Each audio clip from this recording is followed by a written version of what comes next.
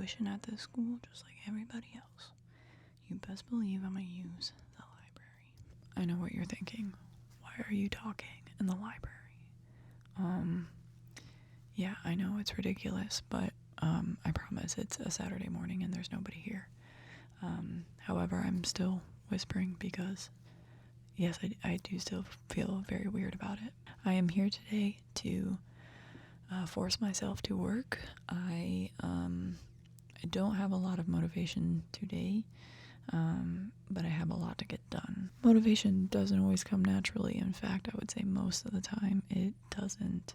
So for me today, coming and using this beautiful old library as my backdrop is how I am finding inspiration and motivation. So yeah, it is also a gloomy day outside, so being in an old library like this to me is the perfect way to spend a gloomy fall day. Well, not the perfect way, but it's a nice place to spend a gloomy day. We are about to leave for a pretty long trip, which is one of the reasons I'm so swamped right now, and one of the reasons why the topic of this video is especially important for me right now. So it wouldn't normally be quite this stressful, but here we are. It's just kind of how things are. So I'm going to start working and hopefully get a lot done. So thanks for joining me in the library today. We can get on with the rest of the video.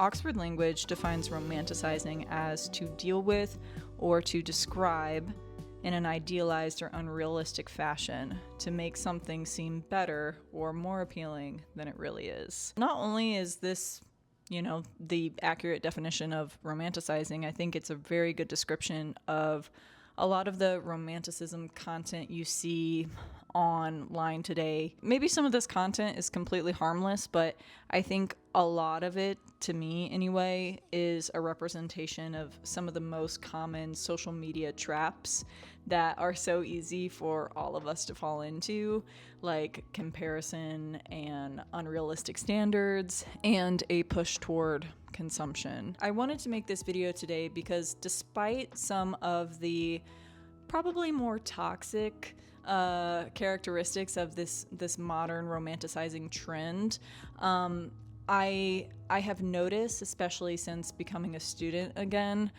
the ways in which romanticizing has actually played a pretty important role in my life, especially in really difficult times. I actually want to read a little excerpt from a really lovely article that I found on this topic. A romantic life, a life fit for the poets and philosophers of old, not a life necessarily punctuated by seeking out love and romance from others, but from finding beauty and appreciation from within. Just as the Romantic period advertised in the late 1700s, modern romantics glorify the ordinary and see the significance in the mundane everyday. Romanticizing your life is the art of living deeply and fully in the present, enjoying the current moment, and seeing beauty and magic in the commonplace. I really enjoyed this whole article on this topic. I will leave it linked below. But I thought it was a pretty good take on not just looking into our past to see evidence of this romanticizing tendency that we have, but also It was a good critique on modern romanticism, as the author calls it. And just as history tells us, this tendency towards romanticism really isn't anything new or surprising. It's something that is distinctly human. Romanticizing to me really means just giving yourself the best opportunity possible to enjoy your life. And now that I'm going to school full-time and also working full-time, I have just found more than ever that the best gift I can give to myself is finding these little simple, realistic ways to add something a little bit special to my routine, which could otherwise become very overwhelming very quickly. I don't think it's ever been more important for me to find ways to stay organized and routines that really, really work for me. Honestly, it's been one of the harder adjustments into adulthood is finding routines that are realistic, sustainable, and also just shifting my mindset away from attaching my self-worth to whether or not I'm executing these routines that I create for myself to whatever impossible perfectionistic standard that I've set for myself on that day. Don't worry, I'm going to talk more about perfectionism later. But for now, I want to focus on this. The better foundation that you give yourself, the less likely you're going to find yourself in harmful patterns of procrastination, low self-esteem, and overwhelm, or at least those are the main things that kind of are big dangers for me. The most important thing for me when it comes to organization is being able to see my tasks ahead of me.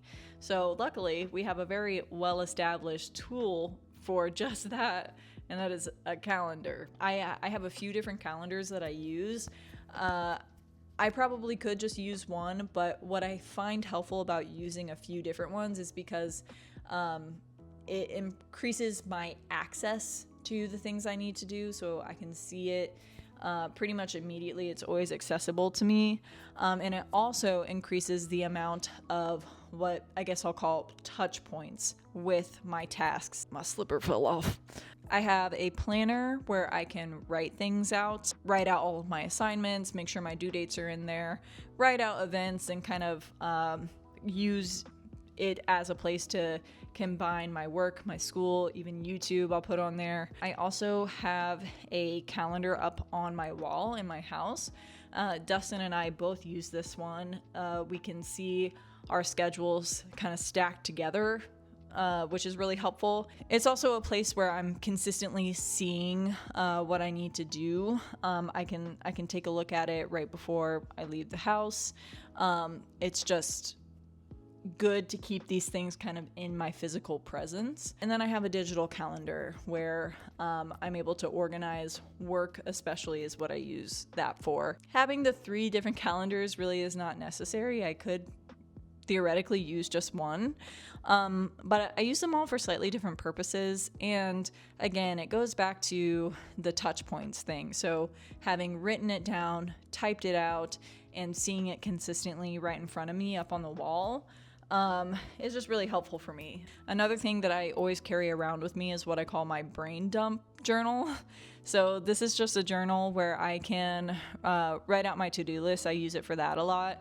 But I can just kind of get my ideas out on it. If I'm thinking of something, if I think of something I need to do, I can write it down immediately. Because if I don't have a place where I can kind of immediately get a thought down on paper, I will forget it. I don't worry at all about what I'm putting in it or how it looks or anything like that. I can just be messy, spontaneous, and random in it. Part of organization is also the routines that we build for ourselves. I think kind of adjacent to this whole romanticizing trend, you see content all the time about routines. Somebody is always trying to share with you this perfect, idyllic, probably very unrealistic routine regarding their fitness, their health, their wake-up schedule, whatever it may be, and they're often just, again, unrealistic. So it can be easy to get caught in those traps of feeling inferior If you're not able to stick to those kinds of things as perfectly as everybody online makes it seem. For example, I know for myself, I will never get up at 5 a.m. unless I absolutely have to. And if that's a daily routine I try to impose on myself, I'm only setting myself up for failure, because sure, theoretically, I can acknowledge that I might get a lot more done if I got up 3 hours earlier every day. But if it's not sustainable for you in the long run, and it's going to make you hate yourself in the meantime, it's not worth it. I also believe that motivation follows action. So if you're able to create these approachable ways of getting things done, build them into a habit, it kind of eliminates this fallacy that eventually you'll just get the motivation you need and magically be able to get everything done. I try to just stick to the things that I know I can find success in these routines, and I don't have to rely on motivation to just strike me, not just to get things done, but to also be able to enjoy myself in the process. I feel that to make a video like this, you almost have to talk about aesthetics, because they're just such a huge part. They're kind of the poster child of this modern romanticism that we see online now. I think if you're not careful, it's yet another one of these social media traps where you can fall into, again, comparison and consumerism. I personally love pretty things. I'm a very aesthetically oriented person. I genuinely know that having the pretty notebook, for example, will make me more excited to use the notebook and to therefore do my work. I think the first step is really just asking yourself, like, what, if anything, is the most aesthetically motivating for me? Because, for example, with myself, I'm very into cute notebooks. I really like them. Cute pens, I couldn't really care less about my pens, but there are some people that are so tickled by a cute little pen. Or for some people, it could be you don't care about your supplies at all. You just want your basic stuff, but you absolutely love going to some old, architecturally interesting library to do your work, and that is what brings you joy. And that's kind of how I measure it too. I try to stick to the things that really spark a feeling of joy in me.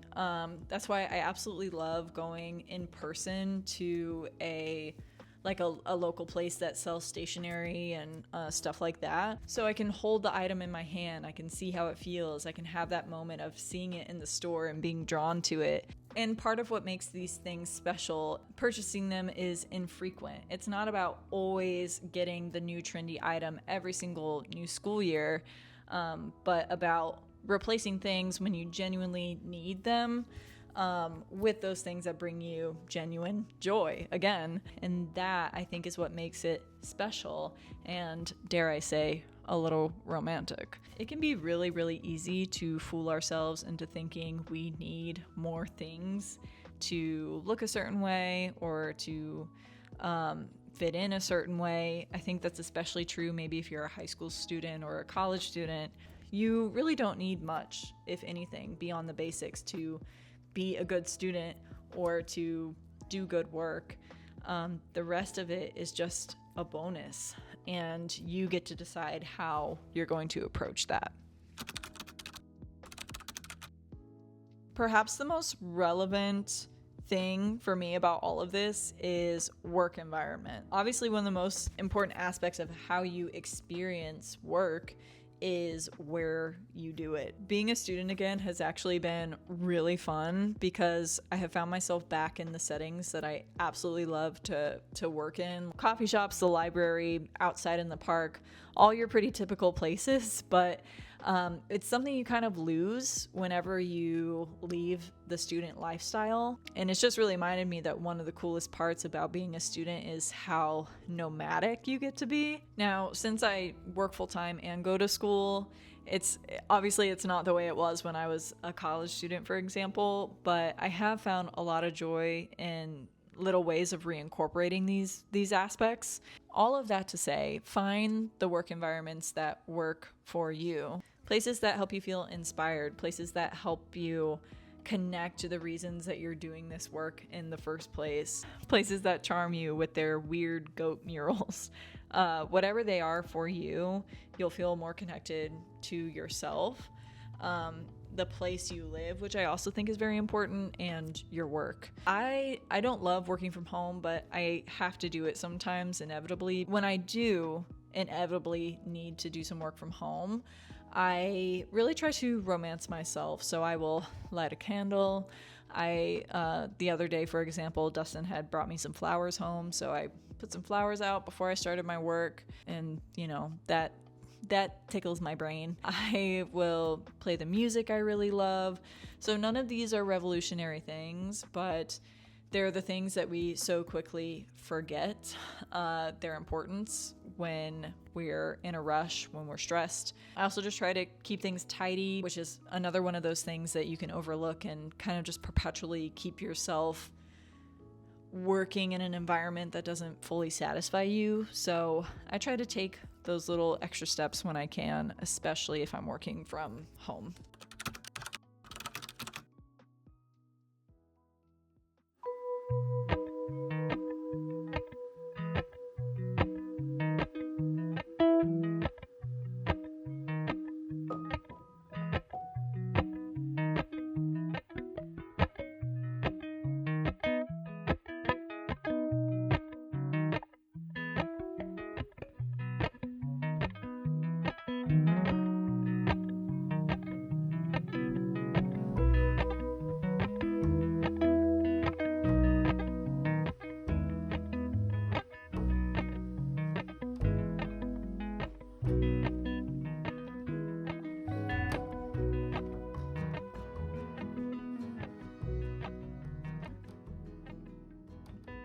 I don't know how it's been where you all live, but here where I live, it feels like it really wants to be fall, but it just really is not there yet. It's still so warm. It's a beautiful day, but it is so uncharacteristically warm for October where I live.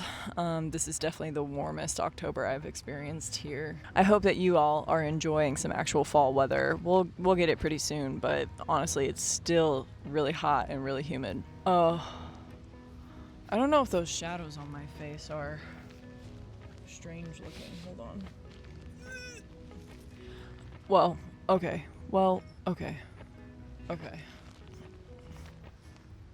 Okay, that's fine. Is that cool? I don't know. I can't escape them, so it is what it is. I came out to this park today.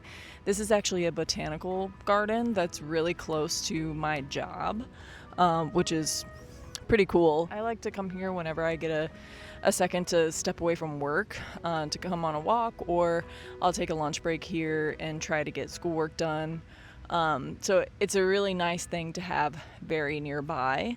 And it kind of goes into what we've already talked about in the video as far as finding those little convenient places that help you switch up your environment, that inspire you. And for me, I love this too because I could stay in my office and do schoolwork on my lunch break, but it can be pretty hard for me to switch from my work mindset to my schoolwork mindset.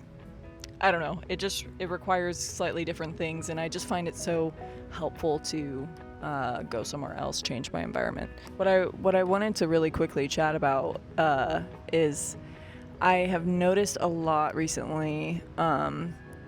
I find it so challenging to keep myself focused on one task at a time, and I think maybe that's just because I think that's a very relatable thing, and maybe that's just because we're all a product of growing up with the internet. At least if you're my age, and now I don't know.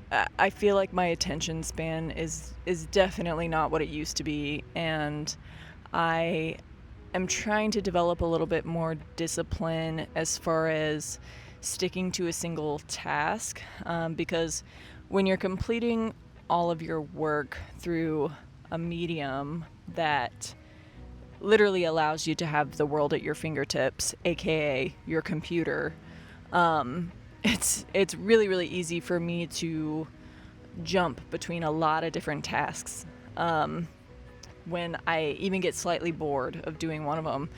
But I find myself with a lot of whiplash from that. It drives up my anxiety. It makes me feel just very overwhelmed. Even if by the end of the day I still got the work I needed to get done, I do not feel good. So today what I'm really wanting to do is a little bit of monotasking.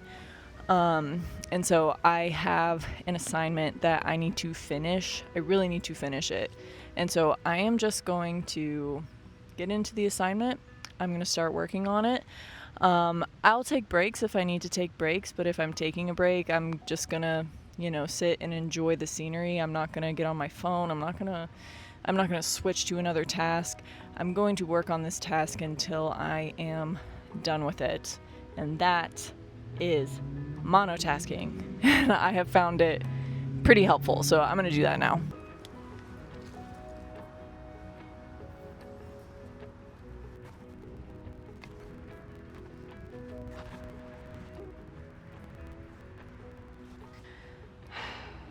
Okay. That's how you monotask. Monotasking is defined as the practice of focusing on a single task at a time, intentionally avoiding multitasking, and it is the opposite of multitasking. There's a video from The Cottage Fairy, one of my favorite YouTubers ever, called The Forgotten Art of Monotasking, that inspired me a long time ago to make this a part of my life. My attention span is short. I also constantly feel this division between kind of the different versions of myself that my different commitments require of me. I will experience sort of like a feeling of whiplash and get really anxious. And I've just noticed more and more it's not a good way for me to go about my tasks at all. This is extremely difficult. It's something I am still working on every day. It requires a lot of intention, and often a lot of discipline as well. But I know that it's good for me, and it feels just fundamentally like a better way to live. So if you find yourself constantly getting pulled away from a single task or feeling whiplash constantly, because you can't stick to one thing at a time, or even if you're a person that has kind of told yourself or internalized this false notion that multitasking is superior or more productive, maybe consider monotasking.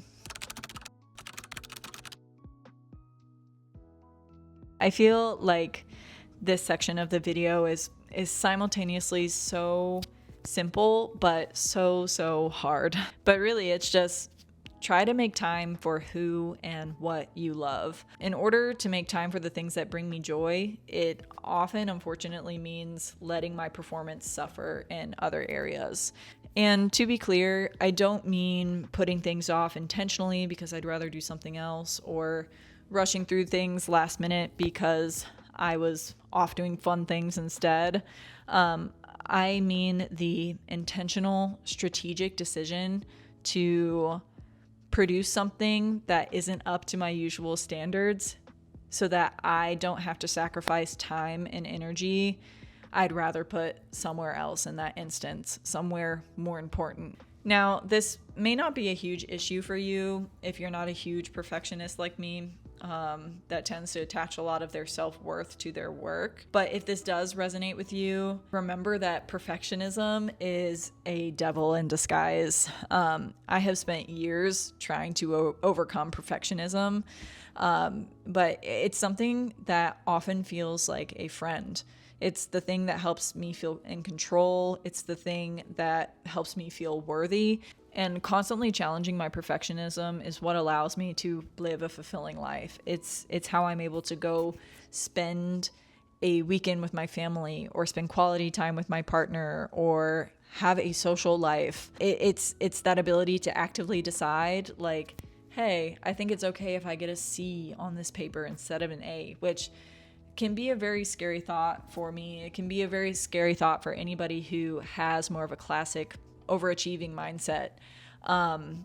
And it's just harmful. I need to be able to say, like, hey, you're not going to be employee of the week this week. You're not going to be, the star employee this month. Maybe you're going to be doing the bare minimum. And that's going to allow you to give time to things that are more important right now, like spending time with your family, like maintaining your friendships, like maintaining your health, like getting adequate sleep, whatever it may be. It's not just about making time for other fun things in life. It's about being able to do these basic necessities that create a healthy lifestyle, like exercising and eating well and going to therapy and spending time outside, and all of these things that we're constantly told we need to do to, really be healthy. I really just think these are all questions we ask ourselves. These are all, just pieces of the puzzle we're trying to fit in. And I think especially in the world that we live in, for me, it's really important to be able to say, like, I'm not prioritizing that thing right now, because I need to let that suffer so I can really let myself thrive and really let myself be okay. And I'm going to be kind to myself in the process. And I'm not going to let these perfectionistic tendencies rule my life. On the thread of the last section, I really wanted to include something about how not everything is romanticizable. It's just not. Some days are not romantic. Some days there's no chance that I'm going to be romanticizing anything. Maybe you're depressed. Maybe you're going through something really hard in your life. Maybe you are feeling discouraged and sad about the news headlines that you're seeing. Maybe you are just tired and struggling to meet expectations, to survive, to just accomplish your goals, and to accept that even though things shouldn't be this hard, they are sometimes.